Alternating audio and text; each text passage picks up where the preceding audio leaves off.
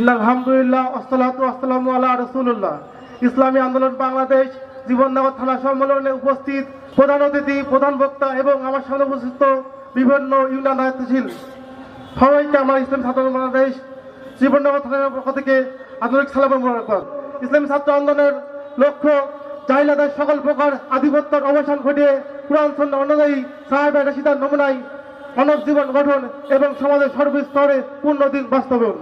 ইসলামী ছাত্র আন্দোলনের উদ্দেশ্য আল্লাহ তাআলার সন্তুষ্টি অর্জন।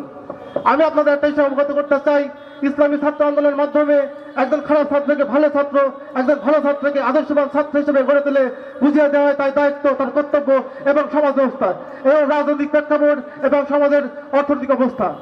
এই জন্য আমার উদাত্ত আহ্বান, আপনাদের সন্তানকে ইসলামী ছাত্র আন্দোলনের বিষয়ে অবগত করে যোগদান করুন, আপনাদের ভাইকে ইসলামী ছাত্র আন্দোলনের বিষয়ে অবগত করে যোগদান করুন।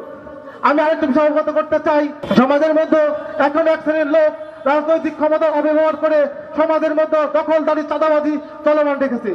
আমি তাদেরকে হুঙ্কার দিয়ে বলতে চাই, আপনারা এগুলো অবগত রাখলে বাংলাদেশের সাধারণ জনগণ, বাংলাদেশের ছাত্র সমাজ আপনাদেরকে সাথে কথা বলবে না।